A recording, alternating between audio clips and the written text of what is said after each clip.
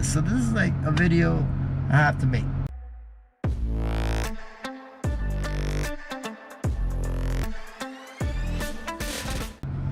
Yo, what are your JB4 map settings? Yo, what map should I put? Yo, what map for this mods, for that mods, for those mods, all types of mods? I have to answer it. I have to answer it. Like, I have to get to this. So this is like a video I have to make, right? Alright, so I got my phone here, and I already got it all loaded up pretty much because it was taking its time a little earlier. Okay, so look, guys, this is my JB4. I don't own a JB4 anymore. I don't.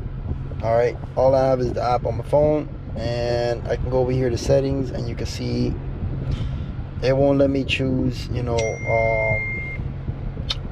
like the settings. It'll let me adjust it, but here, I want to get through it. It won't let me adjust it because I don't obviously have it connected, but I'm gonna go through this pretty basic. Okay, so you got your map, you open the app right here, and that's how it's pretty when you come. That's how I have mine customized. You go to settings, right? Let's see, let's go to settings. Okay, we go to map choosing. So right here we got map 0,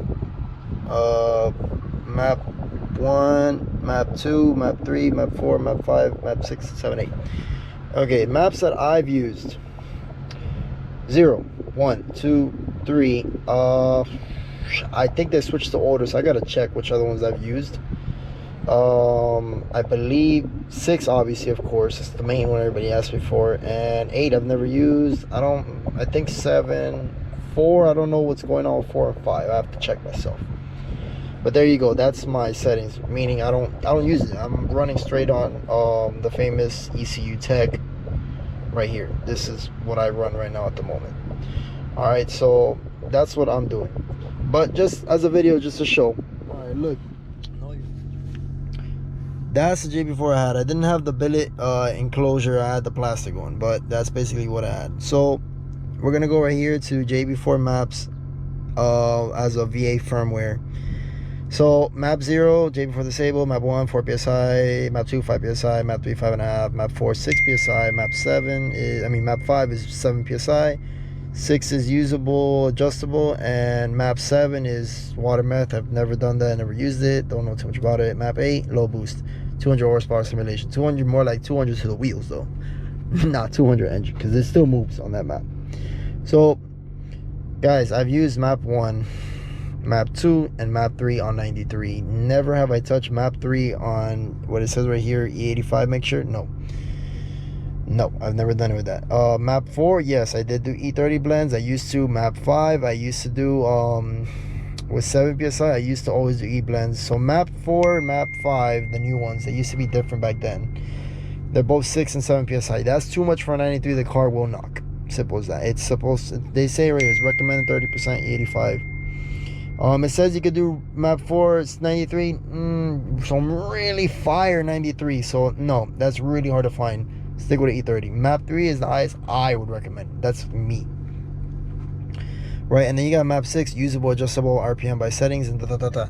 So you would go back here and you would put literally in the screen. Let's go back and see. You would go back here to there's a user adjustment settings, and then right there you got your settings, right? So you got 1500 all the way to 7,000 RPMs. I will go, I'm nuts, like I'm insane. I really didn't care. At warranty, I knew what was up.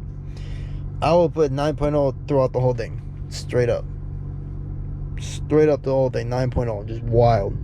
But I wouldn't run that anything else. I tried it on E, didn't like it. I would run on octane boosters, specifically Boostane and VP Racing, the green bottle, which is the one for, it's safe to use for catalytic converters, since I'm all catted up and stock exhaust and everything like that. So pretty much what I'm gonna do is I just would run 9.0, and then I would put 104 octane race gas. So to give you an idea what I'm talking about, let's go straight to it. Let's see how long Google takes to load. Come on, Google, you could do it. You're a big company, you know that. All right, 104 octane race gas. Let's see what we got here. Just so you guys have an idea what I was, playing with. car's finally settling on the idle. It's idling kind of high with the AC. Alright, this is it right here. Oh, no, it's still loading. So, okay, so there it is. 104 octane, unleaded, 260 GT plus. That's what I would get. And I have the hookup on this, so I get it for a little on the low. In the pail. Obviously, right here it says $72, but I get it for much lower than that. I don't want to say prices over over camera and stuff like that, but whatever. But yeah, that's pretty much it. So that's what I would run. That's pretty much what's going on, guys. Like, it's literally 9.0. Now people ask, oh, if I got, you know, a cat back exhaust, or if I got intakes, you know, BMS, AMS, whichever intakes you got, and then on top of that, heat exchanger with blow-up valves and, you know, stuff like that. To be honest, I would run on the safe maps, because I really didn't like to really customize map 6 other than just going full straight ham, like, unless I'm gonna go full horsepower. That's the only reason why I literally used map 6, was just to go straight 9.0 race gas.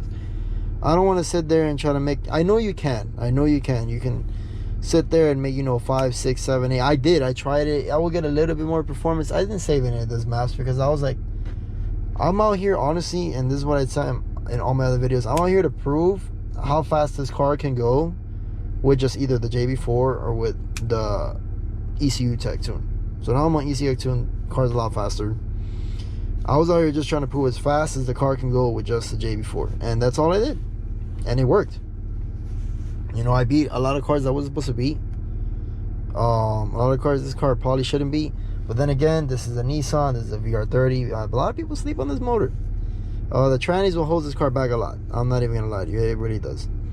So again, just to say, I really don't want to say what I would say for specific exhaust. If you got the minor bolt-ons, like, you know, intake, exhaust, with the downpipe, lower downpipe, you could play around with, you could record, you could data log map 3, which is the 5.5 PSI map, and see how it goes. The car's not gonna knock in that map with any 3 and some bolt-ons, but you can map it or log it, I mean, and then from there, what you could do is you can go back, go to the data logs, and read how the boost targets are per RPM, and then just grab them, and then just slowly, gradually add a half a boost, a half a PSI, or a full boost to it, and see to where the car likes it.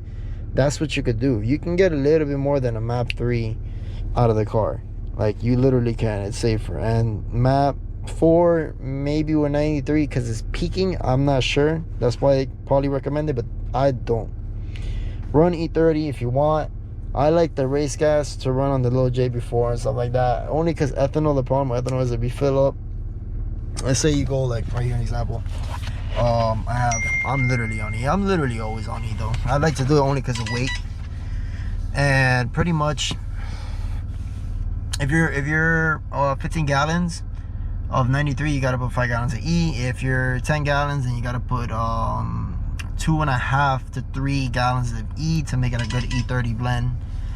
And that's pretty much how it goes. So the problem with that is that overnight the E85 just sits in the tank, and you kind of have to, like, you know, drain it out. So that means you would have to drain out the whole tank, so pretty much use all the gas before you can start putting E again. And I don't want to do that, because E with time turns into water. So if you let your car sit for 5-10 days, that stuff is probably turning it to water, and that's obviously not good to have in the tank. It's common sense. So I don't recommend that, for that reason, to be running too much E30 blends all the time. And that's the reason why I just switch to race gas, because you can leave it in there and it doesn't matter, you know, because it's gas, it's actual gasoline. Yes, it has ethanol, but it's not 30, 40, 50% ethanol and stuff like that. You're not putting straight E85 or pump E85, which is in between. When you go to the pump, it says between 51 and 83%. So it's like a mix of you know, whatever the truck brought, whatever, and you put inside the tanks and stuff like that. But I think that's pretty much answered a lot of people's questions. Hopefully, you know, when it comes to the mods, just run the maps and then data log, and then add half PSI to a full PSI. I wish I could do it to show it, but I don't got a JB4 anymore. And this car, if you put the JB4 on the tune, it didn't like it. I could only maybe go like 1 PSI above. You could do that. You could tune the car on ECU Tech and then put the JB4 on top and add more boost on top to where you'd want to like it, you know.